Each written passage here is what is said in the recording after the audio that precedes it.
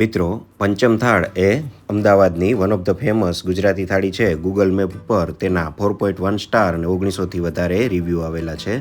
સોલા વિસ્તારમાં ઓડા પાણીની ટાંકી નજીક સાયન્સ સિટી રોડ ઉપર આ પંચમ થાળ આવેલો છે. આપ જે સામે ઊંચી બિલ્ડિંગ જોઈ રહ્યા છો તે એમ્પાયર બિઝનેસ હબ છે. તેના ફર્સ્ટ ફ્લોર ઉપર જ પંચમ થાળ આવે.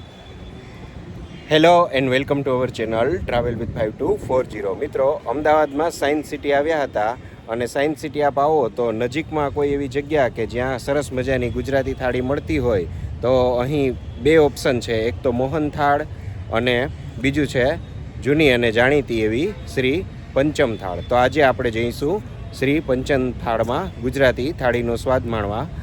બપોરના સમયે અને સાંજના સમયે થોડું ઘણું મેનુ અલગ હોય, પણ સોલા એરિયામાં સાયન્સ સિટીથી લગભગ 1 થી 1.5 કિલોમીટરના અંતરે ખૂબ જ સરસ એવી આ ગુજરાતી થાળી આવેલી છે. તો ચલો જઈએ અને ગુજરાતી થાળીનો સ્વાદ માણીએ. પાર્કિંગ માટે અહીં બાજુમાં જ સ્પેસ આપેલી છે, તો ત્યાં આપ પોતાનું સાધન પાર્ક કરી અને પછી જઈ શકશો. આ જે પાછળ બિલ્ડિંગ છે તેમાં પંચમ થાળ આવેલો છે.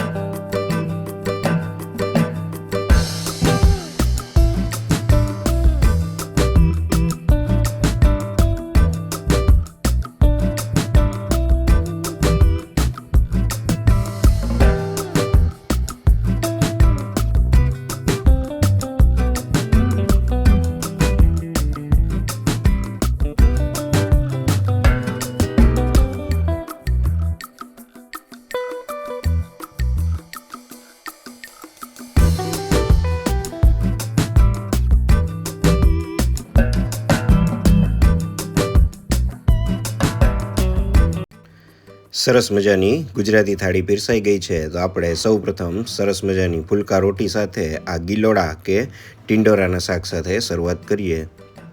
જે સરસ જાણે ભરેલા રીંગણા હોય તે ટાઈપનું ભરેલા ટિંડોરાની ગ્રીન વેજીટેબલ છે. મસ્ત શાક હતું. સેકન્ડ શાક તરીકે પનીરનું શાક આપવામાં આવ્યું છે, જે પનીર અમૃતસરી છે, જેનો સ્વાદ પણ ખૂબ જ સરસ છે. સ્વાદ ન બહુ તીખો ન બહુ ફીકો, એકદમ મીડિયમ પ્રકારનો સરસ ટેસ્ટ છે. ચાટ આપવામાં આવી છે, જેનો સ્વાદ પણ સરસ છે. નેક્સ્ટ ફુલકા રોટી સાથે કઠોળમાં દેશી ચણાનું શાક આપવામાં આવ્યું છે,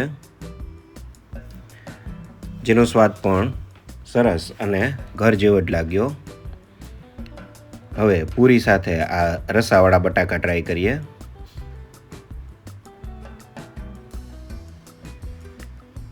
જેનો સ્વાદ પણ સરસ છે. આમ ચારેય શાક ખૂબ જ સરસ સ્વાદના છે.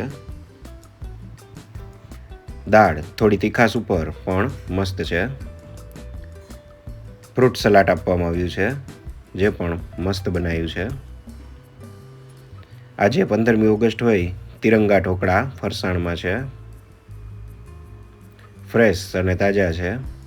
સાથે ગુજરાતી થાળીમાં મારી મનપસંદ એવી આ વસ્તુ એટલે કે પૂરણપોળી ખૂબ જ સરસ સ્વાદ છે.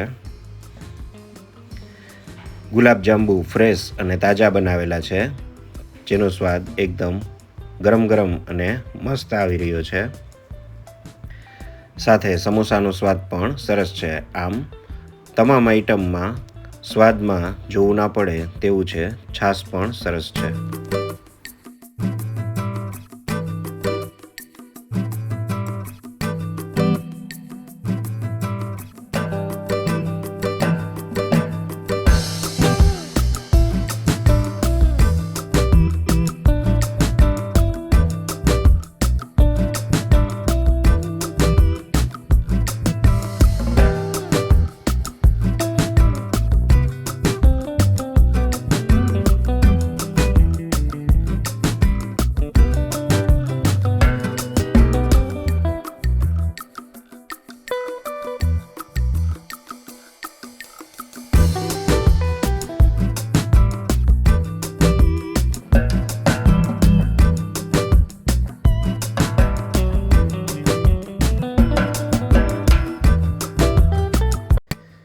થાળીમાં આપવામાં આવેલા તમામ શાક સરસ સ્વાદના છે અને સાથે ફરસાણ અને મીઠાઈ બધું ફ્રેશ અને તાજું હોય તેવું લાગ્યું. ઓમ થાળી ખરેખર મજા આવી ગઈ તેવી હતી.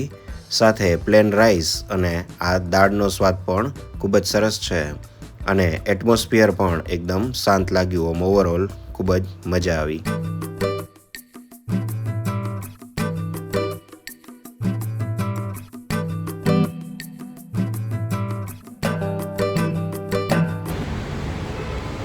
તો મિત્રો ગુજરાતી થાળીનો સ્વાદ માણ્યો, ખરેખર મજા આવી ગઈ એવી ગુજરાતી થાળી હતી. માહી, કેવો સ્વાદ લાગ્યો? બહુ જ મજા આવી, બહુ જ મસ્ત હતી. એમાં જે તિરંગા ઢોકળા હતા એ બહુ જ મસ્ત હતા. તો આજે 15મી ઓગસ્ટ આપ જોઈ શકો ચારે બાજુ ફ્લેગ લગાયા છે. તો 15મી ઓગસ્ટના દિવસે અમે અહીં આવેલા. ફરસાણ પણ સરસ હતું, શાકનો સ્વાદ પણ બહુ બેલેન્સ હતો અને રોટી પૂરી અને એટમોસ્ફિયર અને બહુ ડિસ્ટર્બન્સ પણ નહીં. તો આપ જો સાયન્સ સિટી બાજુ નીકળ્યા હોય અને એક સારી ગુજરાતી થાળીનો સ્વાદ માણવો હોય, હા થોડો મોંઘો પડશે પણ હવે લગભગ સારી ગુજરાતી થાળી 300થી 400ની રેન્જમાં જ અમદાવાદમાં અવેલેબલ છે, પણ ખરેખર સ્વાદ માણવા જેવું. આ સિવાય મિત્રો અહીં બેન્ક્વેટ હોલની પણ સુવિધા છે અને પંજાબી અનલિમિટેડ થાળી પણ મળે છે. તો આજનો બ્લોગ આપને સારો લાગ્યો હોય તો ચેનલને લાઇક, શેર અને સબસ્ક્રાઈબ કરજો. મળીએ આવતા બ્લોગમાં. ત્યાં સુધી આવજો.